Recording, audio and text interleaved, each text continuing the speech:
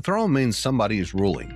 A throne means authority is settled. A throne means heaven is not nervous, and God is not reacting, and history is not spinning out of control. There is a throne in heaven, and Jesus Christ is not fighting for it. He is seated at it. So before we go any further, make sure to like and share this message, subscribe on YouTube, follow on Rumble, follow the podcast, and visit the website so you can stay connected with everything happening through A Church in Flux, the podcast. This is Season 2, Episode 10, The Throne. In a world where everything is shifting, where even the church seems to be in constant motion, one thing must remain, the true foundation, Jesus Christ. This is A Church in Flux, the podcast, and I'm your host, Paul Purifoy. Each week we will confront the cracks, relay the cornerstone, and rediscover what it means to be the church Christ intended. So let's build together on the rock. Welcome back to A Church in Flux, the podcast. I'm Paul Purifoy, and this is Season 2, where we've been laying out the kingdom framework one truth at a time. Episode 1 was God as a King. 2 was the kingdom of God. 3 was the gospel of the kingdom. 4 was Jesus Christ as King. 5, the blood. 6, the covenant. 7, the cross. 8 was access, and 9 is judge. And now we move deeper into the government cluster portion with the throne. So let me start here. The throne is one of the clearest pictures in Scripture of the divine government that we get to see. It tells you that God is not just present, but he is ruling. He doesn't just exist, but he reigns, and he's not trying to gain any authority because he already has it. A throne, folks, means authority, rule, government, and finality. And if the church loses sight of the throne, it starts talking about God like he is a helper that's floating around creation instead of the sovereign ruler over everything. But heaven is not a democracy. There's no confusion. Heaven is not adjusting itself to the spirit of the age. There is a throne, and that throne is occupied. And that matters because one of the greatest needs in this generation is not another religious experience. It is a revelation of the throne. A lot of believers know that God saves, Jesus saves, and the Holy Spirit saves. Why? They all three work together. A lot of believers know God as Savior, but they don't know him as sovereign. They know him as a comforter, but they don't know him as a ruler.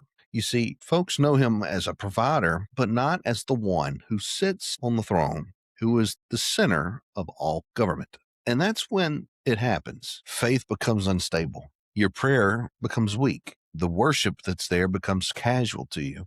The church starts acting like earth is in charge and that heaven is just trying to keep up. But folks, the throne tells us otherwise. It tells us that God is not behind and he is not threatened. And it tells us that God is not subject to anything outside of himself. He rules, he reigns, and he sits on it.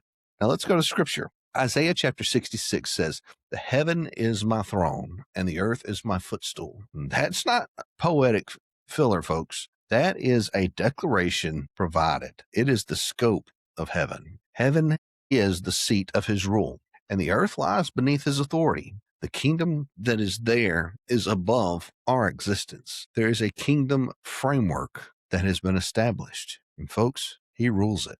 So the throne is not a piece of furniture in heaven. By all means, it is the revelation that all things are under the authority of who? God. Now, that sounds simple, but it has massive implications, because if there's a throne, then that means truth is not negotiable. It means righteousness is not optional. It means history has an absolute center, and it means man does not get to define the reality. We think we can, but the throne means reality flows from God. It doesn't come from the culture. It doesn't come from our emotions. It doesn't come from our preferences. It comes from him. And this is why Psalms 89 says, "Justice and judgment are the habitation of his throne, and mercy and truth go before his face." And that verse, folks, is loaded. Justice and judgment are the foundation. Mercy and truth flow from his presence. So the throne is not built on raw power alone. It is built on righteousness. God does not rule like earthly tyrants rule. He rules, folks, in holiness and justice and truth. And that's why his throne is safe even when his judgment is heavy and weighty. And this is why this episode is important. And this is why the episode on Judge had to come first as well. Because if you do not understand that his throne is righteous, the idea of a throne can feel threatening. But once you see that justice and mercy both belong to his throne, you begin to understand the divine government is not corrupt. Instead, folks, it's perfect. Now let's go to Revelation chapter 4. John said, "A throne was set in heaven, and one sat on the throne." Oh, I love that language. I love that language. A throne was set. It wasn't built. It's not being voted on. It's not being tested, folks. It's set. And that means it's established. It has a fixed place. It's settled, and it is unmoved. And before John ever describes the activity of heaven, he sees the throne. And before he sees creatures, elders, voices, lamps, worship, he sees the throne. And before he sees everything unfolding, judgment, the apocalypse, the apocalyptic vision, he sees the throne. Why? Because everything in heaven makes sense only in relationship to the throne. This is still true now. Worship makes sense because of the throne. Judgment makes sense because of the throne. Mercy makes sense.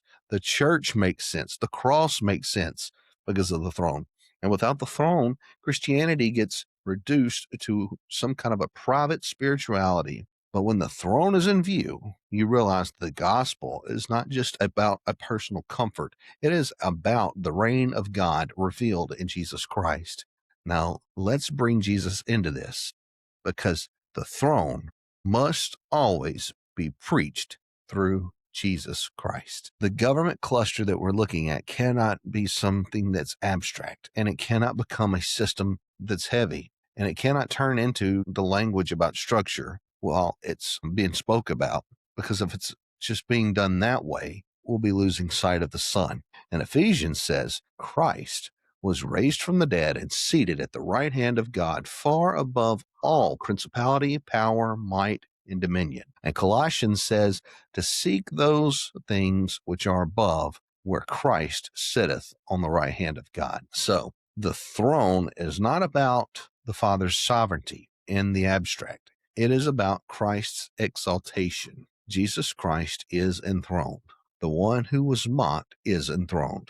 The one who was scourged, folks, is enthroned. The one who was carrying the cross, he's enthroned. That shed his blood, that rose from the dead, he, folks, is enthroned. And that changes everything, because the throne is not occupied by some stranger to suffering. The throne is occupied by the crucified and risen Son of God, the one ruling as the one who redeemed, the one seated in authority as the one who finished the work. So when we preach the throne, we're not just preaching some kind of a raw majesty. We're preaching the triumph of Jesus Christ. Let that sink in for a moment. And let's slow down.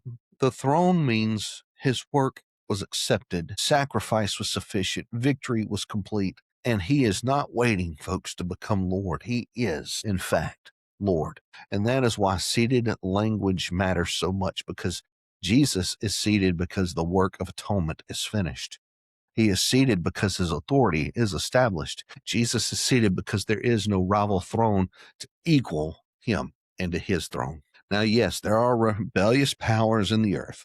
There are principalities. There are powers that still operate in the present age. Yes, darkness still resists the kingdom, but none of that means that Jesus Christ is in competition. You have to realize who he is. The kingdom is presented. It is a government, dominion, and rule. It's not a religion. And folks, the church is described as governing people under heaven's authority, not some passive gathering. But here's the key. The church does not create the throne. Yes. The church, folks, has to submit to it. And the church does not invent authority. The church represents the authority of the one that is already seated. That is a major correction. A lot of people want authority without submission, and they want to speak like kings while living like rebels. They want power language, and they want to have it without throne alignment. But folks, that is not kingdom or the way the kingdom operates. You cannot represent a throne that you refuse to bow to. And the throne is, in the end, of self-rule. The throne, folks, will confront our human pride. The throne exposes every rival lordship in our hearts. Jesus is enthroned. And if he is, then self cannot be. The culture does not get the final say. Our feelings are not the highest authority in our life. He is. And that is where the throne becomes deeply personal.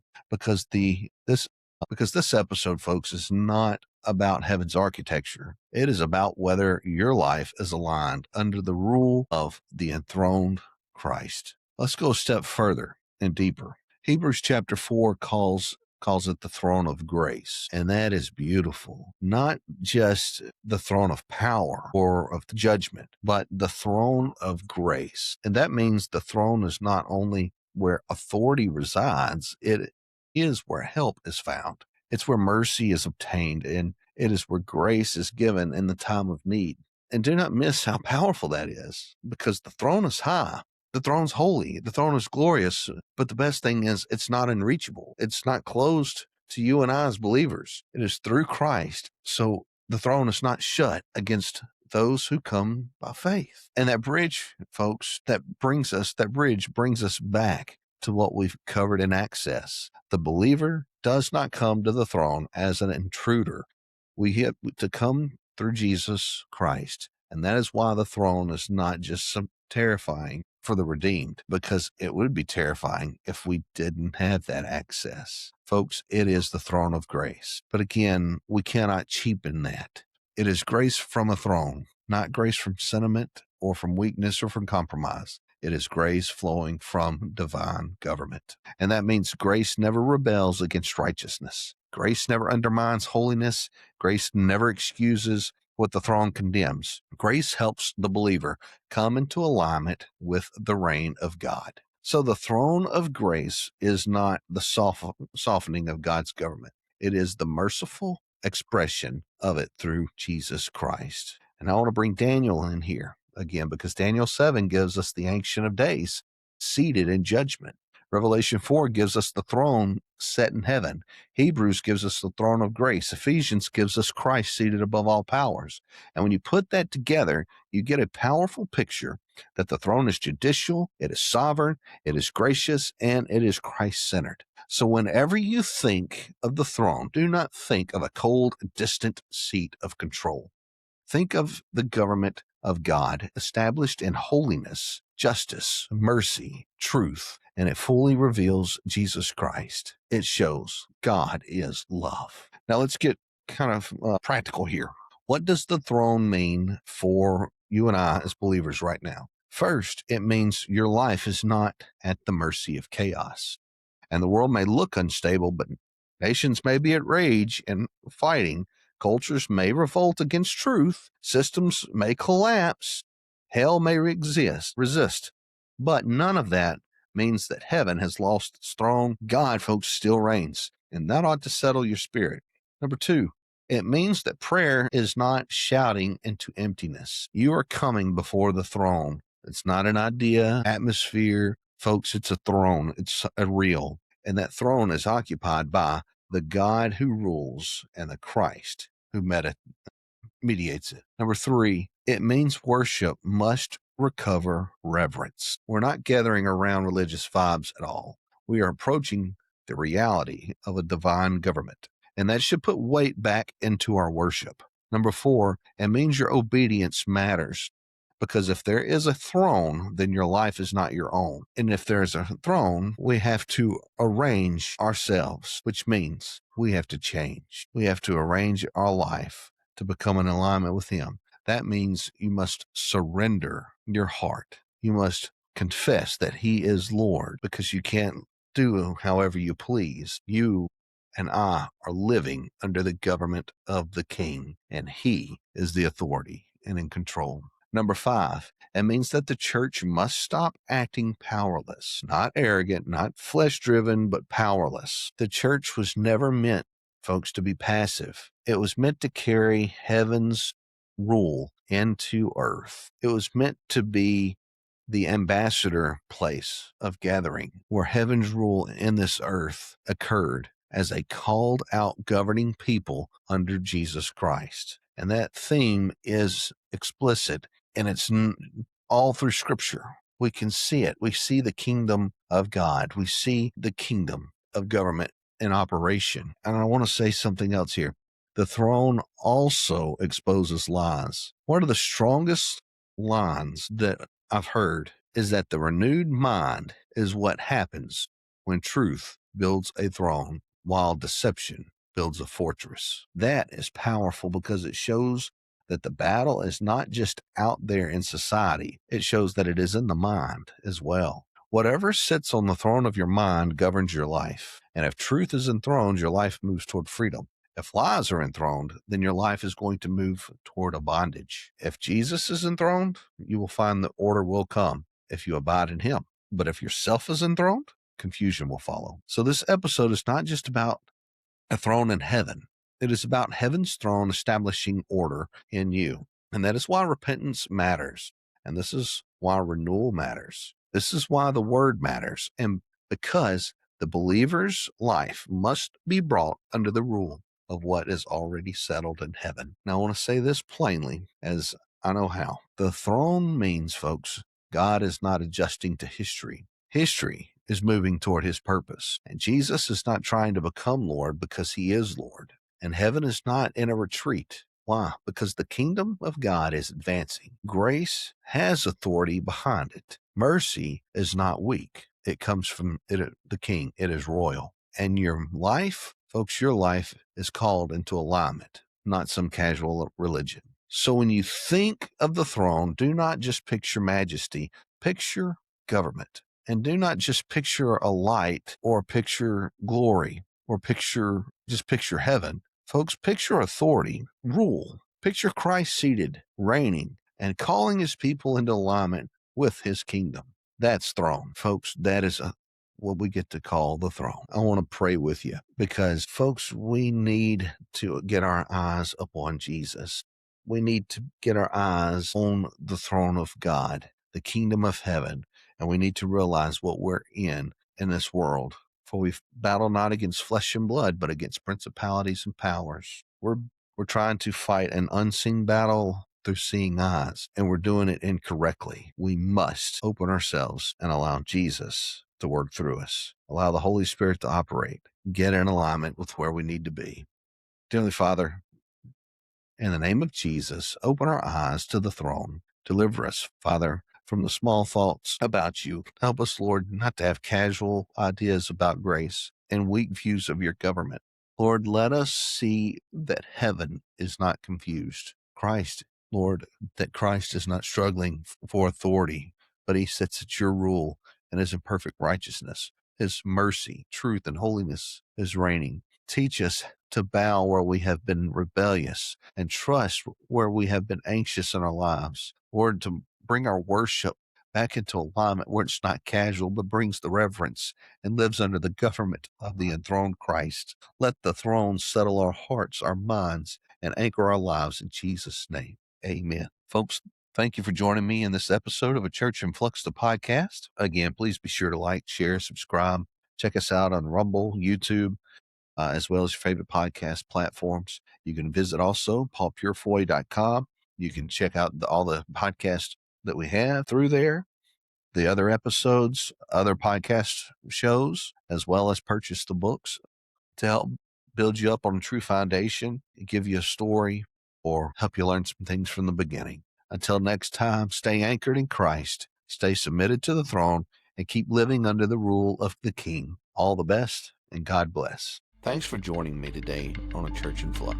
Don't just consume the word. Let it rebuild you. If this episode challenged or encouraged you, share it with someone you love. And remember, if the foundation is Christ, the church will stand.